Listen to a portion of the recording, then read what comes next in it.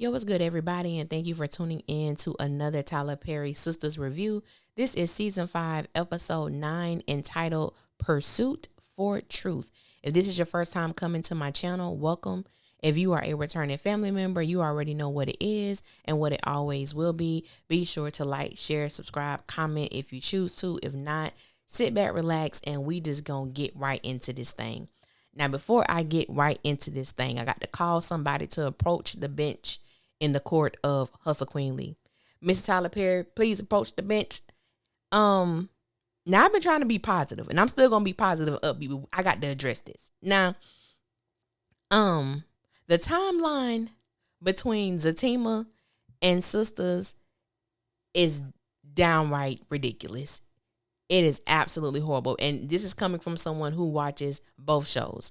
There was so much confusion last night as I read tweets, as I was reading some of the comments on the Facebook SISTAS forum, because we know that Fatima is engaged in Fatima. They have not talked about an engagement on SISTAS. Fatima has not even worn her engagement ring. Deja brings it up like Fatima don't even be wearing her ring all the time. I said, well, wait, huh?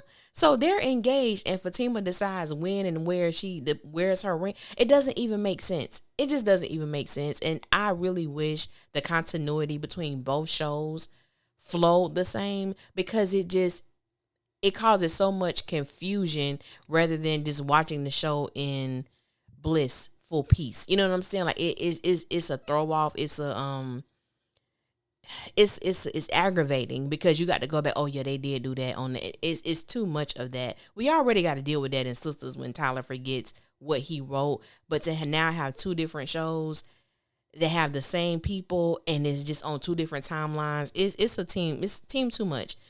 Now that I got that out the way, Mr. Tyler, you can go back and sit down, sir. Thank you for everything that you do. Y'all, we made it 100 Wednesdays. We the fans, we the supporters deserve a hand clap of praise. We deserve a standing ovation. Damn it, we made it. It is a blessing, and all jokes aside, it is a blessing that they made it to do 100 episodes, because it doesn't really happen too often nowadays. So I'm not going to get too much into that, because I am going to do a separate video on the 100th episode celebration special that aired last night, and we'll get into that a little later. But we're going to get into this review. So the first scene is with Danni, Andi, and Fatima. And honestly, I believe this was my favorite my favorite scene of the episode, merely because we don't get many scenes with Andi and Danni, and this was a very sentimental moment, but it was also sad, but it was also real. Like it was real, because I know for me, there were so many emotions that was going through that scene, because we had to see Danni replay, or hear Danni replay, the events of the night and the morning before with Jonah. And, she went into detail with Andi about what happened. And not only that, so she had to relive that. She had to tell that to one of her best friends, who had to receive and listen to what she was saying. And it's like, now Andi is wearing two hats. She's wearing hat of a lawyer, and then she's wearing hat of a friend. And that can be conflicting as well, which we did see, because we saw that, she was consoling Danni, but also having to think logically and lawfully about, what does this really mean if Danni actually killed someone? And the fact that if it happened in her home, she could say self-defense, but because it happened outside as Jonah was walking away, it makes things a little difficult. And Andi explained that to her. And, you got Fatima. This is why sometimes you can't have your hothead friends in the room with you with something serious, because Fatima ain't thinking logically or lawfully in this moment. It was a cute moment. It was humorous. However, one of the things that I personally have an issue with is that these women do not ever get the opportunity to process their trauma. It's like something happens and they move on as if it didn't happen. We all saw what happened to Danni, and then she's going to work the same day because it happened earlier that morning. So it's like they don't get an opportunity to actually process their trauma, heal, and move on in an effective and healthy way. And I really want that for them. And I really want Tyler to write that. And I know that's like wishful thinking, but I really wish we had, as a fan base, for me, I wish we had an opportunity to see what that looks like according to the different characters. Same thing with Karen. She was a witness of someone, committing suicide, and she just went on about her day as if it never happened, never processed that trauma. I keep saying drama because it is a lot of drama, but they never processed that trauma, and she just continued living her life as if that episode never happened in front of her. And I just wish we could see that. So Fatima finds out that Jonah is not dead. He is yet alive. He is still in the land of the living.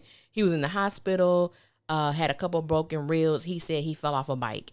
And so thankfully he's not dead. You know what I'm saying? I mean, I wouldn't shed 2 tears if he was. I wouldn't shed not none. But he's alive. And so Danni, is going to go to work. Andi going to do what she do. And, moving on from that. So we get to Deja and Zach. This is actually a scene that I could have done without. But basically, for those I know who don't watch it, Deja was trying to warn Zach about Fatima's family and the history of her family, who Madam is, and Zach is acting as if he does not know who Madam is, which could actually be true. But it's kind of hard for me to believe the fact that he was in Atlanta, he did crime, and he doesn't know who Madam is or never even heard the name. So we going to leave that there. We're going to see what Tyler Perry does with that. Deja's basically telling him, I'm not going to come on to you. I'm not going to make any passes at you. At the whole time, she like, yeah, I ain't going to make no passes at you, so I ain't going to be able to suck your... I mean, she is going on and on about what she's not going to be able to do to his fine ass because of who Fatima's family is. And I'm like, you still doing it, sis. You still doing it. And Zach did a Zach move. I guess it was funny. Whatever. But it was what it was. It was what it was. So moving along. So we get to Karen and Aaron. So I'm like, okay, wardrobe, styling team, what are y'all trying to tell us? Because Aaron and Karen were matching. They had on the same color, little stripe pattern. You know what I'm saying? And sometimes people allow the wardrobe to foreshadow certain things. So I'm like, is this a sign that they're going to be in unison or unified in some way? I don't know.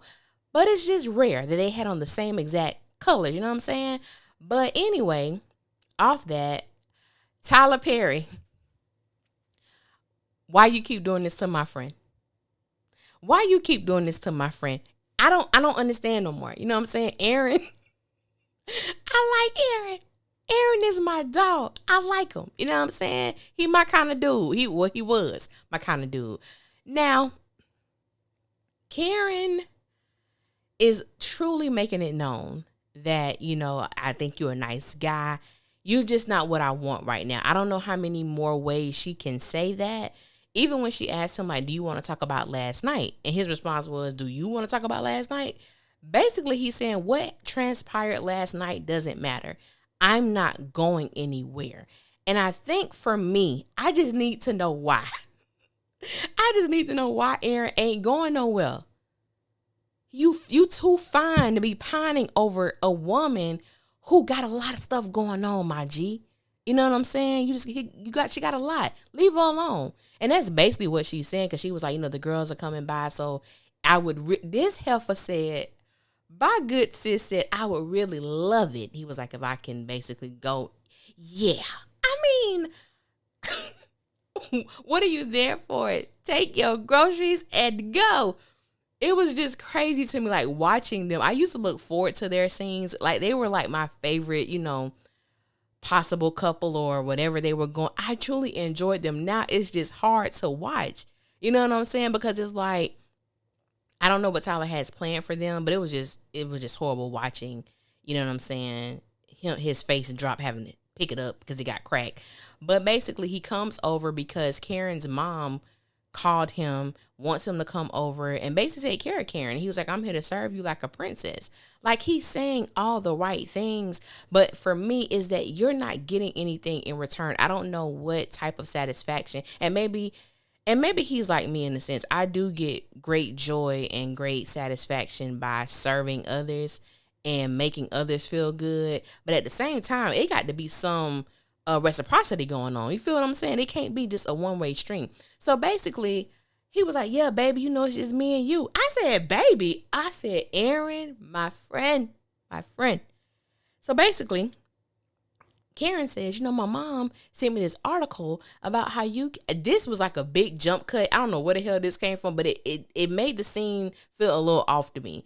But she was like, you know, my mom sent me this article about how you could tell a lot about a person by going through their phone. And you can tell she was insinuating that she wanted to get his phone without just straight up asking him. So he was like, you know, you want my phone? Oh, no. I was just saying. You know, I said, girl, ask this man for his phone. You basically already did it. So he gives her the phone and she was like, what's your passcode? He just gave it to her freely. I said, Aaron, and people were like, well, I think Aaron got another phone. And if he does, that's his business. I don't care. Aaron could have a whole person he dating. In my personal opinion, he would be well within his right because I feel, and thank you to those who commented under the, preview I did, or the review I did for episode 9, the preview for it. And I do understand that Aaron has fully understood the things that Karen went through in her relationship with Zach. I do understand that. And it's real because there are a lot of times, man or woman, you can make the next person or the current person pay for what your previous person did, which isn't fair. And I do understand guarding your heart and being careful. But I do also think that if you want someone to let you in, then you have to do the work by letting them in as well. So basically, Karen said she wanted pasta. He didn't have pasta. I don't know if she did that so he could leave, so she can freely just go through his stuff. I don't know. But he was like, you know, I'll leave. I'll go get it. And he leaves his phone with her. You know what I'm saying? He leaves his phone with her. I don't really think, just me personally, I don't think that's the way to assess how good someone is of a person. But, you know, to each their own. So she calls Andi and she's telling Andi, you know, that Aaron left his phone with me. And, you know, she was telling Andi that, you know, you got somebody that's crazy and I got someone who ain't got no drama and I'm questioning it. And so I think that Andi really did ask her a great question. And she said, do you think that something isn't right about him, or is it the fact that you don't want something to be right about him? And sometimes I think that Tyler Perry is playing in our face when it comes to the character of Aaron, because he does give you vibes of, we don't know much about him like many of the other characters, but it's almost like, truly, what is it about Karen that keeps you around?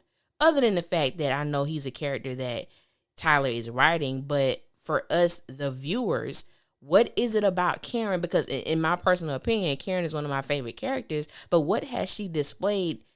I mean, hell, in the past 2 seasons that is making you want to stay in this race with her. That is the part that I don't get, coming from a woman who loves love, who has an affinity with love. And I love all of that. I just don't understand. It doesn't make sense to me, but you know, it is what it is. And so Karen she truly believes that something isn't right with Aaron. My mom, you know, she senses it too. And that don't make sense to me, because if your mom thinks something isn't right with Aaron, if your mom thinks that Aaron is hiding something from you, why does she want him around Karen? Like, it just doesn't make sense. Like, but you know, I have to assess that the Tyler's writing, but it just doesn't make sense. If there was someone who I was a little iffy about, I would not want that person around my child. And I damn sure wouldn't call them to go and be around my child. Maybe all that stuff will come to light. We'll see it later. I will say that Andi gave great advice this episode. And going back to what I was saying, how it was real, her scene with Danni is because Danni is a person who reflects. Danni is someone, and that's one of the flaws about her character that does make her real, because there are people like that who can tell you what it is, top to bottom. But if you tell them something about themselves, they are quick to dismiss you. They are quick to deflect because they don't want to deal with the truth. And that is, to me, a true representation of the character of Danni. And for Andi, she tells Danni that, you know, I don't want you to be like me. And in that moment, like, it was really sad for me. Like, watching this, it was really sad because it was like reminiscent of conversations I've had with some of my friends in the past when we were younger. It's like they know what they're doing is not beneficial for them, because basically Andi tells Danni, I know what I'm doing with Gary. I'm basically playing him because he said he was going to sue me, and I'm possibly going to have this big client, and I can't be around here getting sued. But you having sex with him. She was like, well, that's what I want to do. And it's like, Andi, baby, you playing a losing game. You are a Gary is a narcissist. Andi is one too. But, Gary he's abusive with his. You know what I'm saying? So it was sad watching that, because it's like, yeah, I know I'm walking off this cliff, but that is something that I'm willing to do. Even though I want to save my friend from walking off, I'm willing to do it. And that's such a sad, that's just sad. I don't even know what to call it. That is a sad revelation to know that there's people that's out there that's living like that. It just really is. It's sad. So we get to Fatima and Heather and that damn Hayden. So Andi and Fatima are leaving for the night. Fatima sees Heather. Heather, what you doing here? I'm here to see my lawyer. I said, why is she talking like that? What lawyer? Why do you need to know? I said, oh my God. Did Heather talk like that when we first met her outside of Zach's house? I don't remember. But Tyler has a habit of doing this, because even though Heather, we were first introduced to her, I don't remember Heather speaking that way. The same thing he did with Deja. When Deja first appeared on Fatima, yeah, she was a little, you know what I'm saying, a little extra, but she wasn't like the way she is now. Anyway, basically we find out that Hayden is Heather's lawyer. Heather is dating someone who is in chain breakers, and Hayden jumped at the opportunity once Zach's name came up in conversation. Otherwise, he looks at Deja like she's a ghetto hood rat, but because she has an association with Zach, he wants to be all up in. We gonna sue him, we gonna do this, because she's there for child support. Again, going back to this timeline, because she was like asking Fatima, you saw the paternity results, because Fatima is the one who swabbed the baby. And I guess she had to put down the mother's information. That's how Heather, I'm assuming, got the results. You know what I'm saying? I don't know the whole ins and outs. Maybe we'll find out on Fatima, but that is Zach, baby. I know people want to say Hayden had something to do with it. Hayden switched the results. I don't believe that. I don't believe that at all. I believe that Heather's child is indeed Zach's biological son. Now, this is what tripped me out. When Heather asked Hayden how to spell his name, and he said Hayden, Hayden, and as she's walking away, she says Heydan. I said, damn it, Tyler. You didn't have to do that girl like that. You didn't have to do that character like that. Why you got her acting like that? That girl is not dumb, but it says a lot about who Zach was cheating on Karen with. I don't know. I want to give Zach a little bit more credit, because I'm like, Tyler, come on now. You ain't have to do Heather like that. I'm mad at you for that. I don't like that for her. That girl she can spell. But that thing was crazy though. That did make me laugh. Then we see Q and Danni at work. Now, I ain't gonna lie to y'all, okay? As I was watching this scene, all right, didn't think Jonah ass was finna pop up.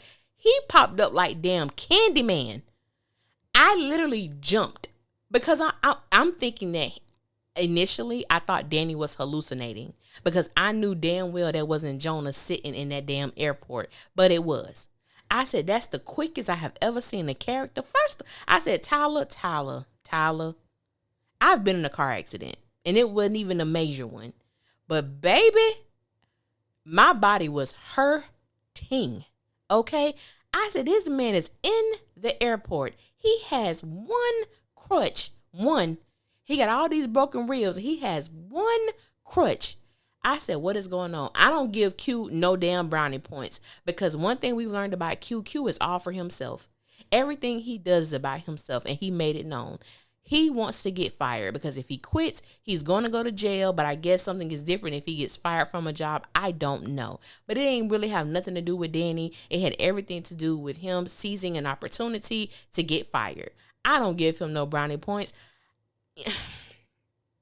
I just got to see what Tyler does with this situation with Danni and Jonah, because I just, to be confronted face to face with your abuser, your attacker, I can only imagine what was going through her mind, and she had to keep it calm because she was at work. Like I said, it goes back to these women not having the opportunity to process the trauma that they go through. So we'll see what happened, but you know what I'm saying? That's what happened with that. We see Andi and Danni at the jail. I said, Lord, no, the hell they do not have Danni impersonating a paralegal. Yes, they did. I said, Lord, they really got our good sis out here locked up. She's in jail. And the fact that Sabrina didn't even know why she was there, didn't even tell the girl what she got arrested for. I said, ain't this about a blip? This is some mess. And when she finds out, the whole thing with Q on tape, they got Maurice recording saying that him and Sabrina had something to do with the robbery. It's just like, it's crazy because, people going, it was just sad. It was just sad seeing sis like that. I said, Sabrina, I pray that this is a wake-up call for her to stop being so damn ditzy and stop being so trustworthy, because Maurice is not the person who she should be trusting like that. And honestly, I have not looked at Maurice the same as far as a friend to Sabrina since he left our good sis in that bank parking lot after he beat Alonzo's ass. Remember, he left her out there. He got in his car and left her there. It was crazy. I looked at him the same sense. I'm like, dude, you're not a real friend, because you ain't finna leave that girl out there like that. But it was just so sad, Sabrina in there. And then we go back to, we see the prosecutor comes in. He already got an issue with Andi because Andi represented his wife in a divorce settlement. So he got a chip on his shoulder. And I'm just like, dude, I already told you I don't like him. When I did my review for the preview, I don't like him. They're trying to give Sabrina 30 years. And the judge who Madam already got a handle on, told this man that Sabrina is Andi's friend. Oh, she's selling out. So I don't know how it's going to work, if it's going to be on All the Queen's Men or if it's going to be on Sisters. But I know now Madam already done mess with this woman ridiculously. Kidnapped her daughter. Y'all got to go watch All the Queen's Men if you ain't seen it. But she kidnapped this judge's daughter. She put like a boulder on this judge's front door, pulled the whole damn front door off. So Madam don't play with this woman. So the fact that she have basically just told everything, she's not letting Sabrina out. There is no bail. She allowed Andi to see her, and that was it. I guess she said, Madam, whatever you asked me to do, I did, and that's all I'm doing. And I was just like, wow. Yeah, so that was the episode. Honestly, I'm not even gonna hold y'all. I was disappointed. For this to be the 100th episode, it was still same old. There was nothing different. You would expect your 100th episode to be like, amazing. Amazing. I enjoyed the 100th episode celebration more than I enjoyed the actual episode itself, because there was nothing different about it. You know what I'm saying? But I'm not going to drag this out, and I'm not going to drag the show, because I'm not trying to, have that type of energy. I want it to be upbeat, fun. We can laugh, kiki, haha. In addition to that, also, so I'm going to put an itinerary of the things I'm going to review, and I'm also revamping my page so I can put out more content. But there are 2 movies. I love Christmas movies, even if they're cheesy. I don't like the extra cheesy ones because I can't deal with it, but I do like cheesy, okay? For those who have BT Plus, if you have watched The First Noel, which stars our girl Novi Brown, who plays Sabrina on Sisters, I love that movie. I thought it was really good. And also A Miracle Before Christmas, which stars LaToya Luckett and Romeo Miller. I thought it was a good movie. It's on BT Plus as well. So I'll be reviewing those 2 movies, and they will be out on Saturday. But like I said, I will put up an itinerary. Thank you for everybody who has listened to me, who has liked, who has commented. The month of November was a very good month for my YouTube channel, and I'm just looking to add more things, excel the channel, and do different things, bring different content out. If you have any suggestions, you can leave them in the comment section. You can email me whatever recommendations that you have, if it's a show you watch and you want me to review it. I don't watch a lot of TV, but like I said, I'm revamping my page. So if it's something I can get down with, I will watch and give my 2 cents on it. So thank you guys. I appreciate you so much. Until next time, I will holler at y'all later, and y'all be safe out there.